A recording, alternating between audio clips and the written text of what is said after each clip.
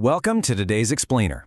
We're going to trace an absolutely captivating path today, looking at how a sprawling, real-world ancient empire perfectly overlaps with a living, breathing mythological epic.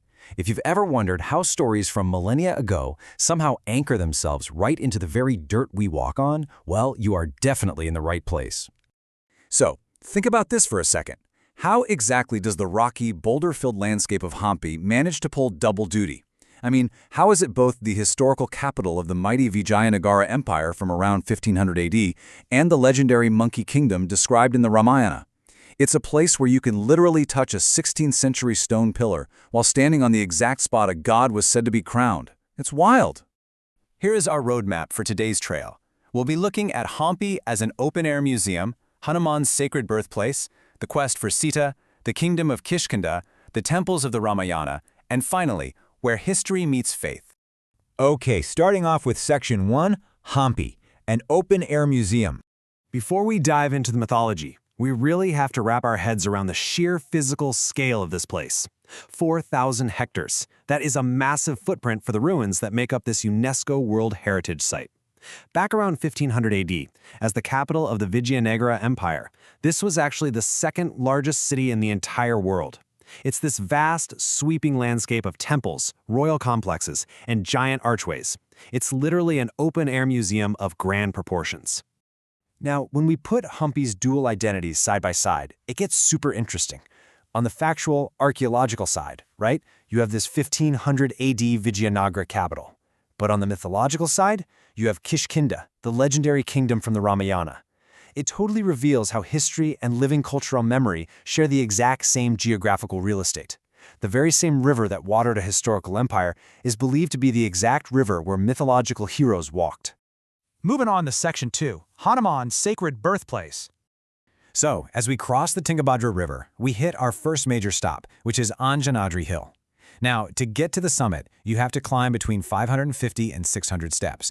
And let me tell you, that climb, it takes a physical toll for sure. But it's also a deeply profound spiritual journey for millions of devotees. Especially during festivals like Hanuman Jayanti, you'll see massive crowds making this ascent, where every single step represents incredible discipline and devotion.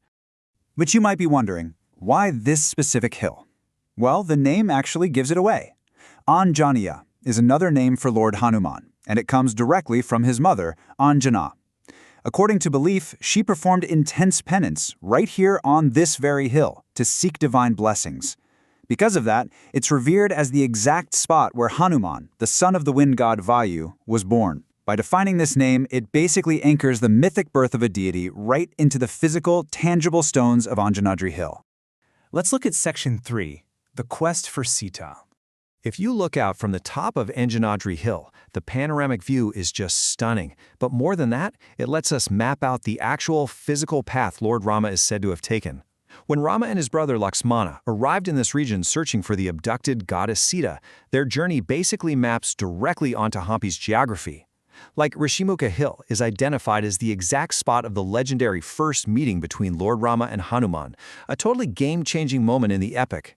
And then, down by the riverbanks on the way to the Vitala temple, there's a cave believed to be the spot where they found the jewel Sita dropped to leave a trail.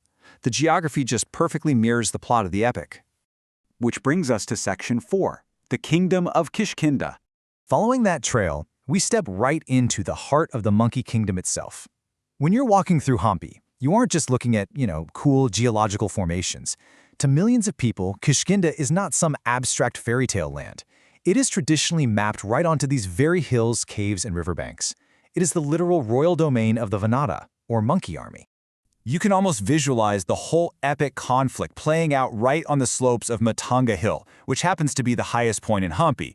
It was once the hermitage of Saint Matanga, and it actually became a sanctuary for Sugriva, who was hiding out there from his super-powerful rival Vali. When Lord Rama arrived, the whole balance of power shifted. Vali was defeated, and Sugriva was finally crowned the rightful king. The landscape just blends seamlessly with the story, making every single boulder feel like a silent witness to mythological history. Section 5, Temples of the Ramayana. Shifting our focus a bit from natural landmarks to the architectural wonders, the builders of Hampi didn't just build a city, They intentionally designed it to honor the epic. Take the Malyavanta Raghunatha Swami temple, for instance. It marks the summit where Rama and Lakshmana sheltered during the monsoon rains before heading to Lanka. Then there's the Kodandarama temple, which sits on the exact riverside spot where Sugriva's coronation went down. And right in the royal enclosure sits the 15th century Hazara Rama temple. This place is famous for its incredible three-tiered friezes that wrap all the way around the shrine, literally telling the story of the Ramayana in carved stone. Actually, let's zoom in on one specific spot, the Yantradharaka Hanuman temple, located near the famous Virupaksha temple. These intricate details show just how deeply faith is carved into the region.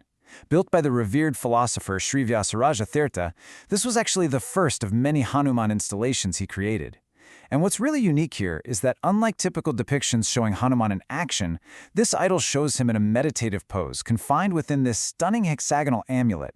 It's even believed that a famous devotional hymn, the Yantradharaka Hanuman Stotram, was composed right in this very spot. So, this isn't just a bunch of ruins. It is a continuously active site of deep, deep reverence. Finally, Section 6, where history meets faith. As we wrap up our virtual pilgrimage through this awe-inspiring landscape, it's really time to take a step back and reflect.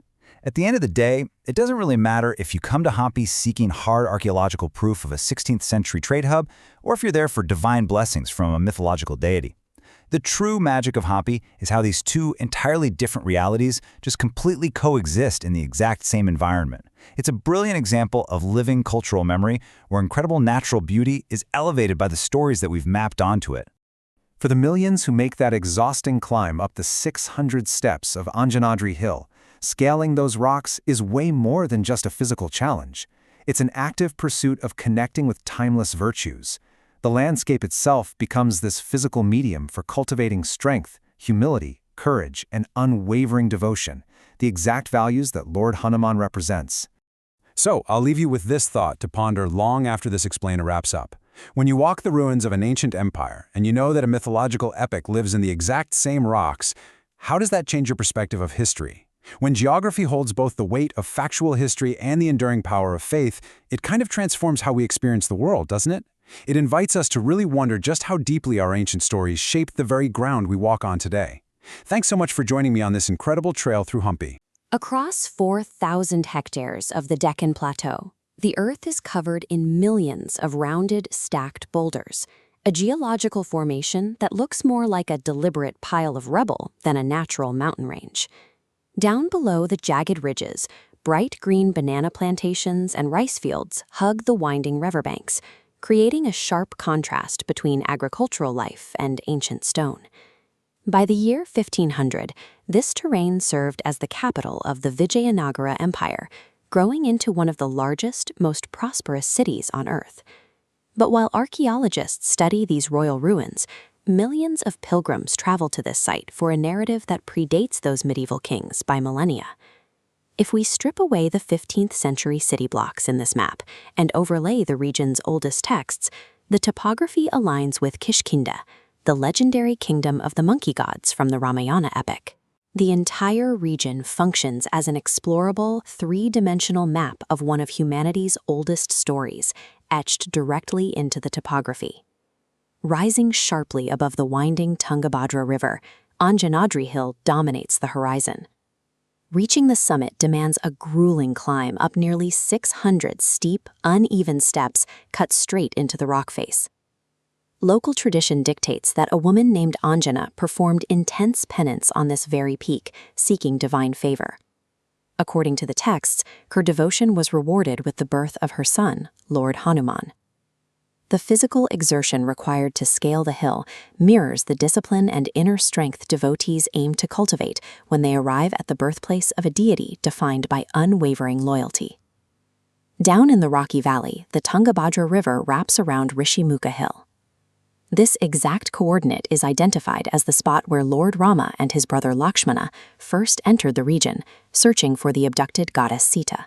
It is exactly here they met Hanuman. Just along the riverbank, texts point to a specific cave where the search party discovered the jewelry Sita deliberately dropped to mark her trail. Further east, Matanga Hill offers the highest vantage point in the area. The epic identifies this peak as the high-altitude refuge where the monkey king Sugriva hid to escape his hostile brother, Vali.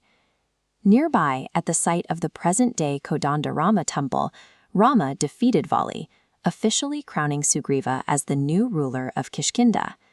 Centuries later, the architects of the Vijayanagara Empire wove this mythology directly into their own royal enclosures, most notably at the Hazara Rama temple. Along the exterior walls, three-tiered narrative friezes present a sequential, stone-carved record of the entire epic. By physically building their capital over the legendary kingdom of Kishkinda, medieval rulers tied their political authority to a divine landscape, legitimizing their empire. Does any hard archaeological proof exist to confirm the events of the Ramayana occurred precisely on these rocks? No carbon dating or excavation can verify a mythological timeline. The validity of this landscape relies entirely on living cultural memory. Generation after generation projects their deepest beliefs onto the rivers and hills, continuously reciting the same stories until the local geography and the articles of faith merge completely.